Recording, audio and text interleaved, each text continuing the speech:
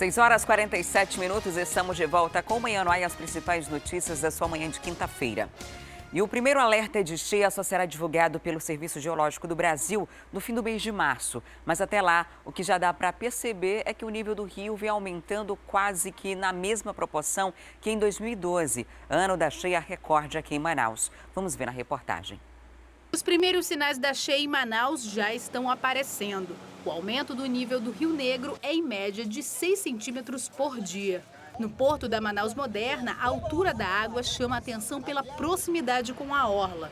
De acordo com o último boletim do Serviço Geológico do Brasil, divulgado no início do mês, a Bacia Purus segue em processo de enchente, com níveis acima da média. Em Manaus não é diferente, mas ainda é cedo para fazer uma previsão. Esse retrato hoje está indicando o quê? Que é uma cheia acima da média, uma cheia grande. Agora, se isso vai se refletir no mês de junho, vamos ter que aguardar a previsão correta no dia 31. Tem vezes que o Rio Negro está alto no mês de janeiro e a cheia não é tão grande assim. O nível do Rio Negro atingiu a marca de 24,6 metros nesta quarta-feira, maior que a registrada no mesmo período em 2012, ano da cheia recorde no Amazonas. Para quem trabalha no porto de Manaus ou próximo ao rio, a enchente pode trazer tanto pontos positivos quanto negativos. Devido à enchente do rio, o ribeirinho faz desmatamento nos lagos, joga para o rio.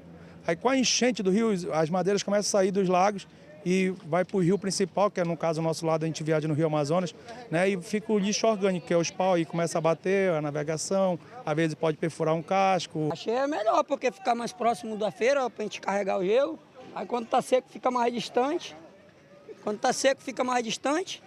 Aí dá uma freirinha nos pés da gente, que é de lei, da lama.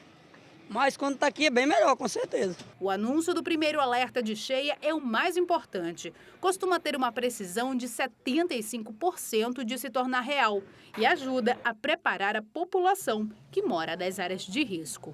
A cota de emergência aqui para o Rio Negro e Manaus é 29 metros. Para nós, 29 metros significa o quê? Que mais de 90% da população que mora nas áreas baixas está embaixo d'água, está alagado. Então é uma cota estatística, porém ela representa no terreno uma situação de calamidade. No início dessa semana, a cota do Rio Negro atingiu 24,5 metros, de acordo com a medição que é feita no porto da cidade. Para o Serviço Geológico do Brasil, CPRM, ainda não é possível prever se a enchente será histórica, como a de 2012 aqui na capital. Mas a Defesa Civil do Amazonas está de olho em outros rios aqui do estado. Na calha do Juruá, Guajará e Ipixuna já decretaram situação de emergência e o órgão está preparando ajuda humanitária. Outras 5 cidades na mesma região estão sendo monitoradas e permanecem em alerta. Para saber mais sobre as ações da Defesa Civil nesse período de enchente, nós vamos conversar agora ao vivo com o secretário executivo da Defesa Civil do Amazonas, o Coronel Fernando Pires Júnior, que está aqui. Bom dia, seja muito bem-vindo ao Manhã no Ar mais uma vez. Estamos assistindo. Prazer mais uma vez estar aqui para falar das ações do governo nessa provável enchente de 2017. A gente tem mostrado aqui com certa frequência o nível da subida do Rio Negro, cerca de 10 centímetros por dia, muito parecido com 2012, na época em que foi registrada a maior cheia aqui, mas os especialistas dizem que ainda é preciso ter calma, porque isso pode mudar até o pico da cheia. Mas no interior do Amazonas a preocupação já é maior, porque os municípios já estão diretamente afetados, né?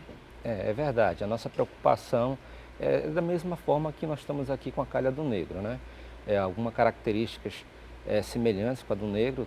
Nós estamos monitorando todas as calhas da região. A única calha que ainda se apresenta na sua normalidade para a época, para o inverno amazônico, é a calha do Madeira, a bacia do Madeira. No entanto, as outras bacias que compõem aí a nossa região, a bacia dos Solimões, a bacia do Purus, a bacia do Juruá, a bacia do Amazonas, elas apresentam níveis acima do que estava esperado para esse período. Agora, em março sai esse primeiro boletim. Em março, até quem não é especialista já consegue também ter uma previsão do que vai acontecer ou do que pode acontecer. E os próprios ribeirinhos, que já estão muito acostumados com essa realidade, já começam a se preparar. A Defesa Civil começa esse monitoramento quando? Desde quando essas famílias começam a ser acompanhadas para a gente chegar já nesse período tendo uma ideia do que pode ser feito? O ribeirinho ele é um ponto focal muito importante, até porque ele tem um histórico e pela experiência ele já vislumbra se vai haver ou não essa enchente, né, histórica. Mas a Defesa Civil do Estado, ela monitora continuamente todas as calhas. Nós trabalhamos num sistema, né, junto com o CPRM e o CIPAM, onde nós coletamos os dados e fazemos uma previsão para o trabalho da Defesa Civil, um trabalho preventivo. Esse ano, nós estamos desde o início do ano junto ao Centro de Monitoramento, fazendo as leituras dessas calhas. A primeira calha que apresentou foi a calha do Juruá, onde nós temos hoje 2 municípios em situação de emergência, né, e 4 em situação de alerta. O trabalho da Defesa Civil é tentar se antecipar a essas situações, fazendo o levantamento das comunidades que poderão ser afetadas caso continue a chover na região e caso o nível dos rios continue a subir. E esse trabalho preventivo é juntamente também com a Defesa Civil do município, né, com o Poder Municipal, para que nós possamos aí trabalhar em conjunto, também envolvendo o governo federal. Nós temos uma arte aqui sobre da região, né, que já está sendo mais afetada, os municípios que estão em situação de emergência, já são 2 municípios que a gente mostra agora, Guajará e Pixuna, mais de 2.000 famílias afetadas. O que significa a situação de emergência na prática para essas comunidades, principalmente para as pessoas que estão atingidas, aguardando por um tipo de suporte, algo que diminua esses prejuízos? Na realidade, quando nós decretamos a situação de emergência, nos mostra que a calha do rio ela já passou da cota de transbordamento e essa água já atingiu algumas comunidades, tirando a vida social da sua normalidade.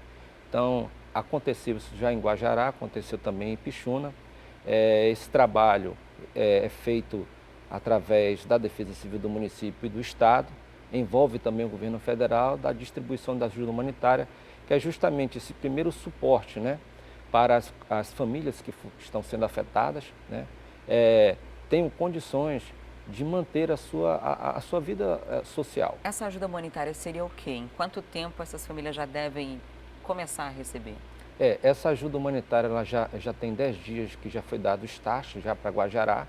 Nós temos o problema da logística, da distância, né, que nós estamos mais de 1.000 quilômetros de distância, né, da sede do município, onde vai chegar essa ajuda humanitária. E essa ajuda humanitária consiste em cesta básica, kit higiene, kit medicamento, hipoclorito, kit dormitório. E é uma primeira fase ainda, né? Essa é uma primeira fase. Obviamente que esse desastre ele é contínuo, né, e gradativo.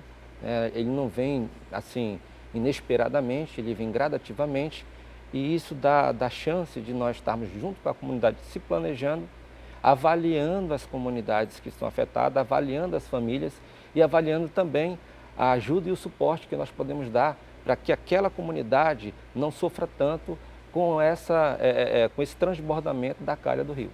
A gente que está aqui na capital pode parecer simples, o rio sobe, o rio desce todos os anos, mas o impacto social de uma enchente é muito grande, porque, por exemplo, no interior, muitas dessas famílias produzem o que vão comer, né? Tem a sua produção de safra, às vezes faz até uma troca, um produz o arroz, o outro produz a farinha, outro feijão, e ali trocam esses alimentos entre si. É uma espécie de comércio paralelo, né? Um comércio que é muito comum no interior do Amazonas, e quando tem uma enchente, essa produção se perde. E aí há o prejuízo porque não tem nem como fazer a troca e nem dinheiro para comprar o alimento. Então, essa necessidade de ajuda humanitária é muito importante. Além desses 2 municípios que a gente mostrou aí que estão aí em situação de emergência já, existem outros que inspiram bastante cuidado. São os municípios que estão em alerta. A gente já mostra agora para vocês, Irunepé, Juruá, Carauari, Envira e Itamaraty. A Defesa Civil ela faz uma escala de classificação, né? Esse alerta significa que está próximo da emergência? Próximo da emergência, né? Nós estamos monitorando a calha do rio, que é a calha do próprio Juruá, nas sedes desses municípios, onde nós temos um agente de Defesa Civil do Estado fazendo a leitura diária e mandando para o centro de monitoramento, bem como acompanhando, né, a meteorologia da região, sabendo a quantidade de água, de precipitação, de chuvas que podem cair na região e que pode afetar o volume do rio. Esse monitoramento, essa situação de alerta na régua é uma situação que nos deixa na cor amarela, né, um alerta, estamos na cor amarela, para que, em continuando a quantidade de chuva caindo na região, que é o que a previsão está dizendo, chuvas acima do esperado, e em aumentando o volume da água do rio Juruá, obviamente algumas comunidades próximas aos municípios vão ser afetadas, como aconteceu com Guajará e como está acontecendo com Ipixuna. E a última grande cheia nessa região foi bem recente, né? Em 2015, quase 500 mil pessoas foram afetadas pela enchente, também foram atendidas pela Defesa Civil. E antes a gente tem esse serviço de monitoramento há cerca de 100 anos. O espaço entre uma enchente e outra era bem distante. Recentemente a gente tem tido cheias recordes seguidas da outra, num período, um intervalo muito curto entre uma e outra, reflexo de várias mudanças em clima, em comportamento, em questão de habitação também. Agora, diante desse cenário todo, como que a Defesa Civil vai agir nos outros municípios que correm o risco, né? Que a gente sabe que a água vai descendo, né? Quando vai resolvendo o problema de um, vai chegando o problema no outro. É verdade. Na realidade, a Defesa Civil ela trabalha com previsões meteorológicas e hidrológicas, né, junto com os nossos parceiros.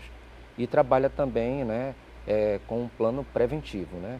Nós trabalhamos aí fazendo monitoramento da região, fazendo levantamento nas calhas das comunidades, porque um dos grandes problemas, além do que ocorre hoje, falando em climatologia e a própria hidrologia do rio, o próprio histórico da calha do rio, que vem mudando ano após ano, nós temos também os problemas sociais, os problemas de aumento de densidade demográfica, né?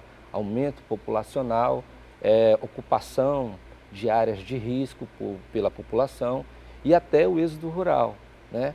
E a gente fala o êxodo rural, às vezes, de frações populacionais de um município para outro município, né?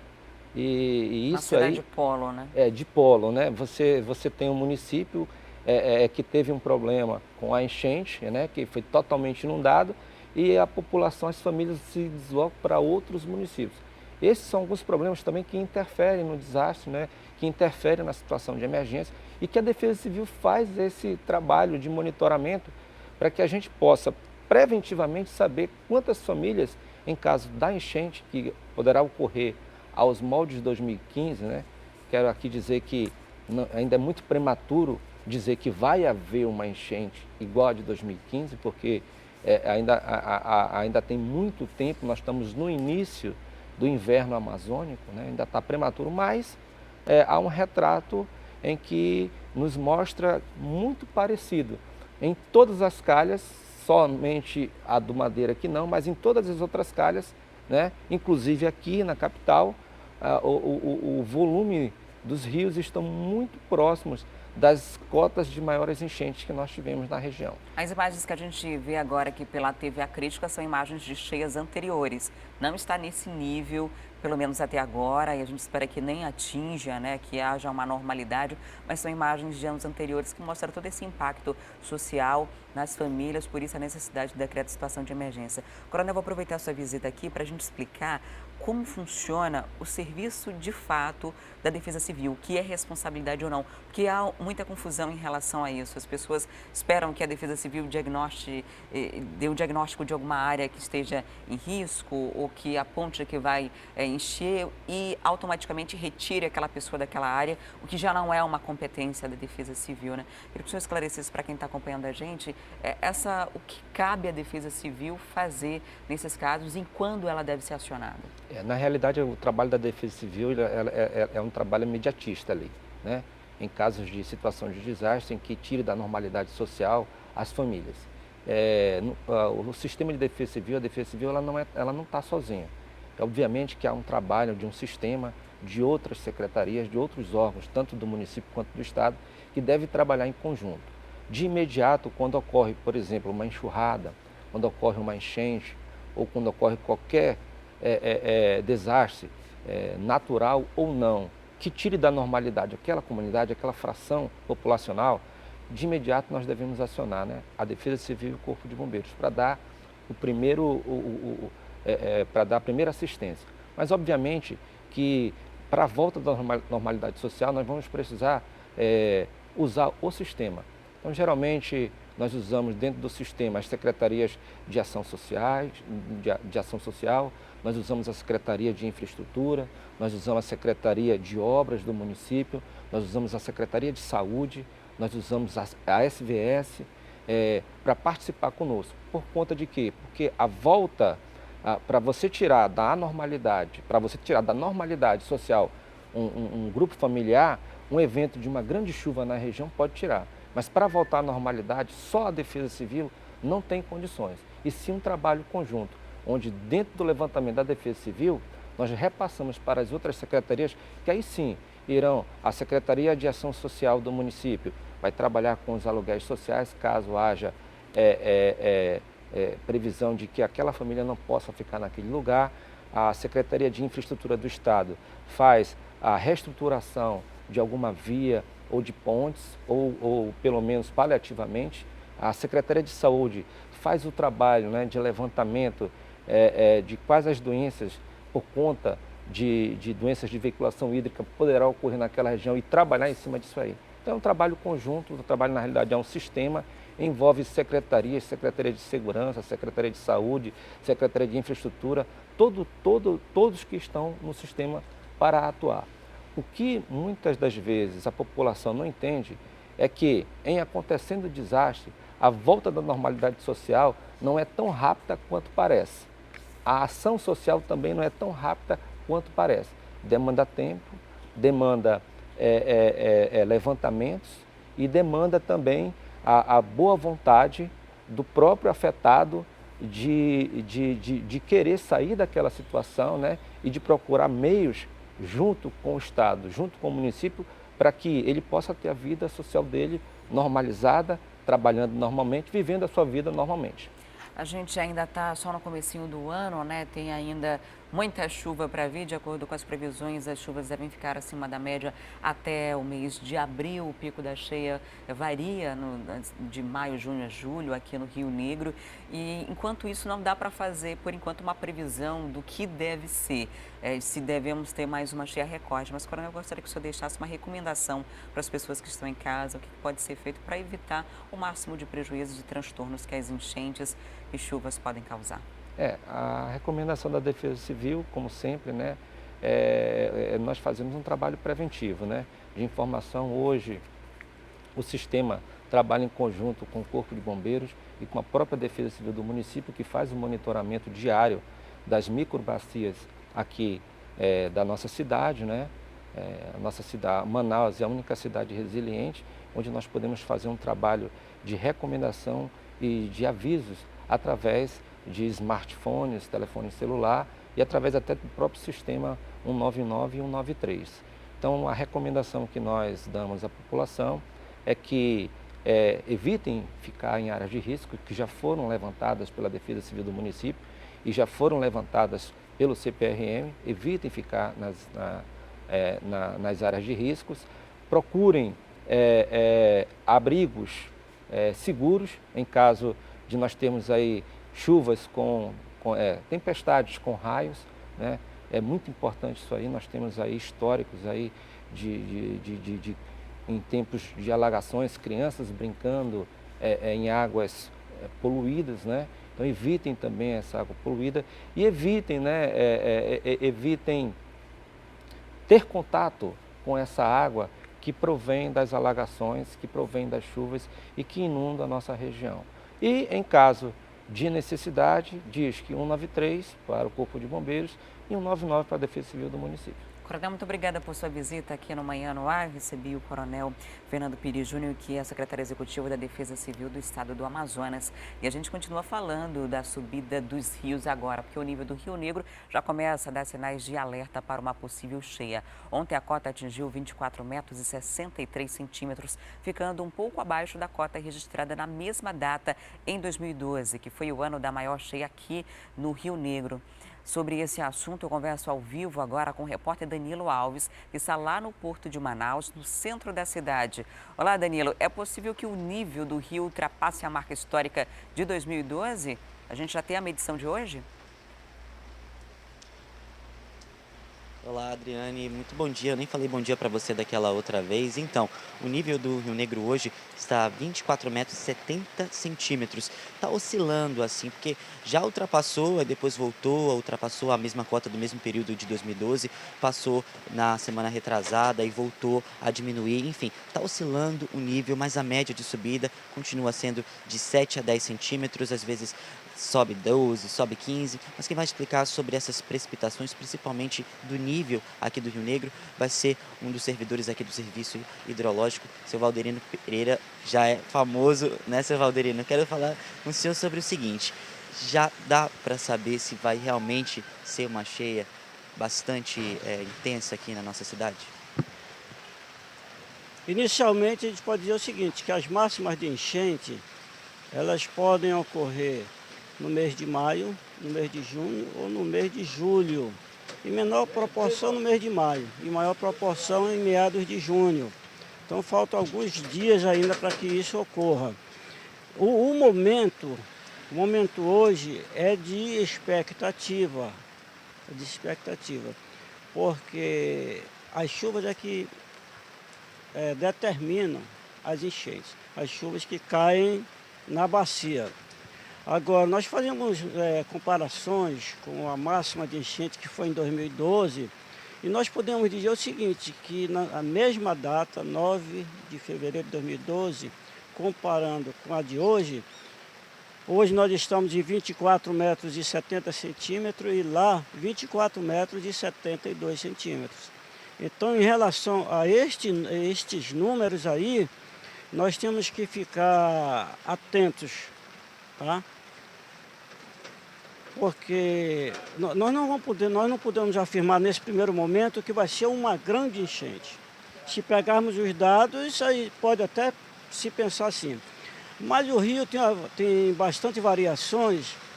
Podemos observar que em dias atrás aí, o rio chegou até 26 centímetros ao dia. E ontem deu 6, hoje deu 7. Essa pequena oscilação. Então, nós achamos que esses valores irão diminuir ainda, porque eles não podem continuar nesses valores assim. E para as pessoas que são responsáveis, tem que ficar atentos para isso daí. Então nós não podemos afirmar, olha, vai ser uma grande enchente ou não. Enchente a gente sempre sabe que vai, que as enchentes são médias, mínimas e máximas, né? Então, nesse primeiro momento, a gente tem que aguardar um pouco também, essa semana, outra semana, para se afirmar alguma coisa. Agora, seu Valderino, a gente sabe que realmente o nível ele é bastante intenso, né?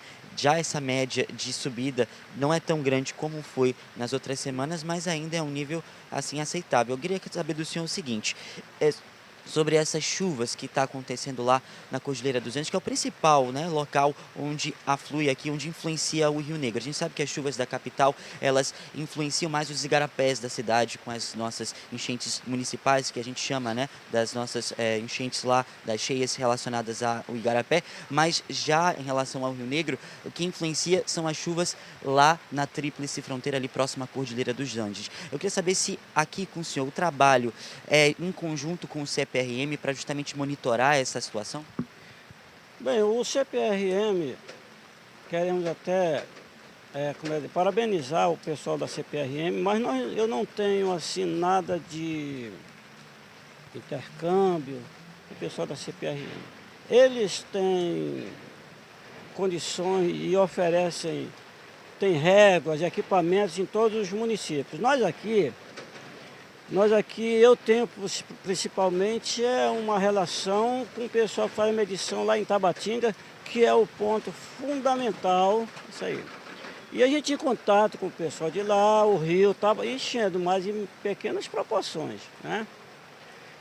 E eu acho que as chuvas é que vão nos determinar muita coisa, né? Mas nós acreditamos que a gente tem que aguardar um pouquinho, que não vai ser aquela coisa de extraordinária, uma coisa atípica como dos anos anteriores. Então vamos aguardar um pouco para a gente ter uma noção mais concreta. Muito obrigado, viu, seu Valderino? Vamos mostrar então a régua da medição ali, ó, do porto da cidade, os níveis máximos do Rio Negro. A gente sabe que o nível maior foi em 2012, de 29 metros e 97 centímetros. Agora a gente vê que realmente que precisa de monitoramento. Seu Valderino tem algumas considerações para fazer. A gente está vendo aqui a régua por enquanto. Seu Valderino, quais são as suas considerações? Não, eu falei em termos de comparação lá com 2012. Eu posso dizer que o rio até hoje, essa enchente agora, já subiu 7,5 metros. Em relação a 2012, 2 centímetros, o rio está mais baixo do que na mesma data. Em relação ao ano passado, na mesma data o Rio Negro está 4,5 metros acima da mesma data do ano passado, né? E falta cerca de 5,27 metros para que nós se atinja a cota máxima de 2012. Pois é, essa situação, 5 metros e um pouquinho assim, uns 20 centímetros para poder chegar à cota de emergência. Agora a gente deixa você que assiste o Manhã no Ar com essa vista da cidade, porque está chovendo em Manaus e a previsão é de chuva para o dia inteiro. Adriane. Ok, Danilo, muito obrigada pelas informações. Essa chuva que atinge a cidade preocupa, né? Principalmente quem mora em área de risco. Não é uma chuva intensa, mas é uma chuva muito longa. Essa chuva começou ontem por volta de 10 horas da noite, se estendeu durante toda a madrugada e agora nesse início de manhã. É preocupante principalmente nas áreas de barranco, porque o que acontece é que essa água vai infiltrando, vai pesando e há o risco de desabamento, né? A gente espera de desmoronamento. A gente espera que isso não aconteça, né? E quem está nessas áreas precisa ficar em alerta. Se você quiser também comunicar o que está acontecendo próximo da sua casa, se foi atingido por essa chuva ou não, fazer o vídeo, foto, é só mandar para o nosso WhatsApp. O telefone é o 99225-8767. E para você que começou a acompanhar o programa agora, são 7 horas e 14 minutos, a gente preparou um resumo das principais notícias até aqui. Confira. Menina de 7 anos morre em incêndio no bairro Nova Floresta. Samira Santos Martins estava em um dos cômodos da casa quando o fogo começou. No momento do acidente, a avó dava banho no outro neto. Pais acampam em frente de escola de regime militar na Compensa, mas a Secretaria de Educação afirma que vagas para unidades de ensino já foram preenchidas, seguindo o calendário de matrículas. 7 cidades do Amazonas aderem ao programa Municípios Sustentáveis do governo federal, que quer reduzir o desmatamento no estado. Durante o anúncio do programa, o governador assinou 6 termos de cooperação, entre eles um que vai dar viabilidade ao trecho do meio da BR-319. Programa Saúde Itinerante inicia atendimento nas carretas, em vários pontos da cidade. Entre os serviços oferecidos estão a realização de exames, consultas odontológicas, médicas generalistas e pediátricas. E agora nós vamos ao vivo lá para o estúdio da Rádio Acrítica conversar com a Micaele Cevalho e a Adeilson Albuquerque, que estão ao vivo na 93.1. Olá, meninos, bom dia.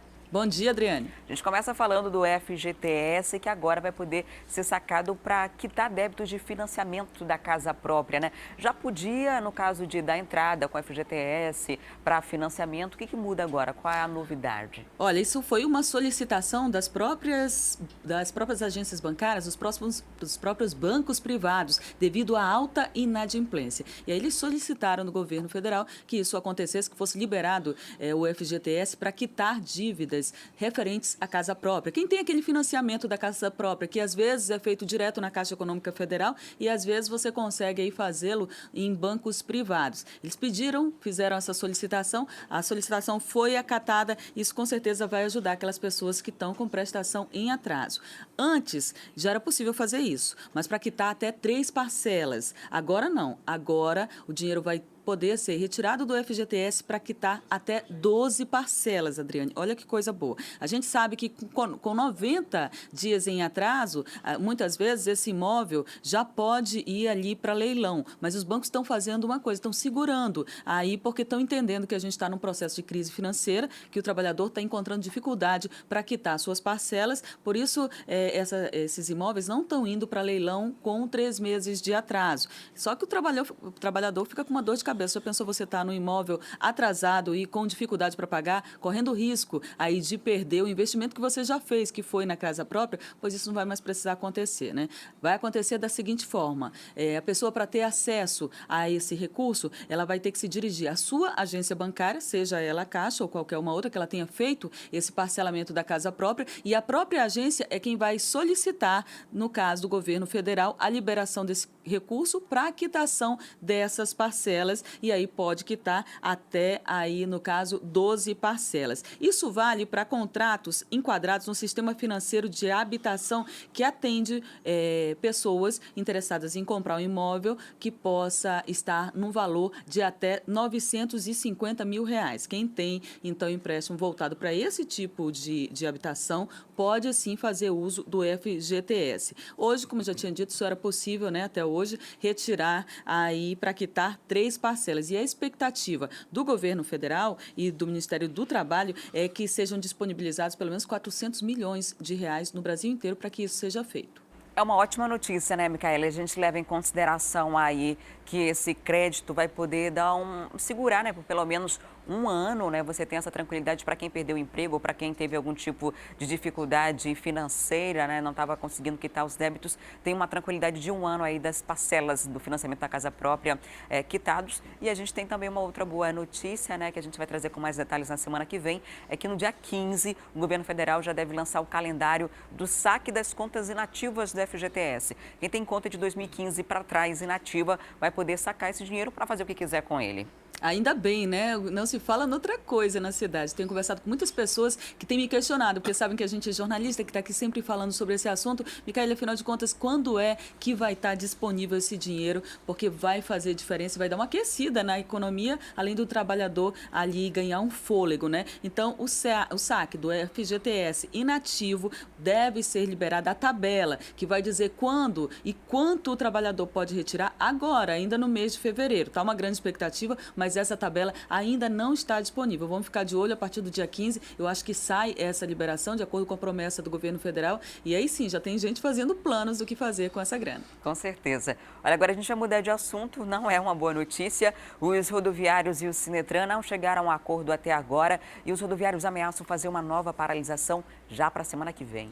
Exatamente. Ontem, Adriane Diniz, teve uma reunião convocada pelo Ministério Público do Trabalho, convocou o Sinetran, convocou a Prefeitura, convocou os rodoviários, para eles tentarem negociar essa questão da paralisação do transporte coletivo. Porém, o presidente do Sindicato de Rodoviários, o Givanci Oliveira, saiu muito chateado de lá, porque, segundo ele, o que não se falou mesmo diretamente foi do dissídio coletivo da categoria que eles tanto reivindicam. Então, por este motivo que ele disse que talvez na semana que vem, se realmente o Ministério Público não definir juntamente com a Prefeitura, não definir com o Sinetran o dissídio coletivo deles, aí eles vão de novo fazer uma nova paralisação e, é claro, a população é que vai sofrer. O Ministério Público disse que pelo menos até amanhã deve já dar uma resposta sobre isso. Ele sugeriu na reunião de ontem que permaneça os 10% de reajuste sem o retroativo. E é exatamente isso que também pesou muito e que deixou bastante chateado o presidente do Sindicato dos Rodoviários, o Givanci Oliveira. Pelo que tudo indica, se não houver uma definição, semana que vem, uma nova paralisação, assim como aconteceu no dia 1º de fevereiro. A gente espera que haja esse entendimento, que isso se resolva, e vamos ficar acompanhando esse caso. Obrigada, Micaela e Adeilson Albuquerque, pelas informações. Ótimo dia para vocês. A gente se conversa mais uma vez amanhã. Bom dia para todos vocês. Até amanhã. Até amanhã.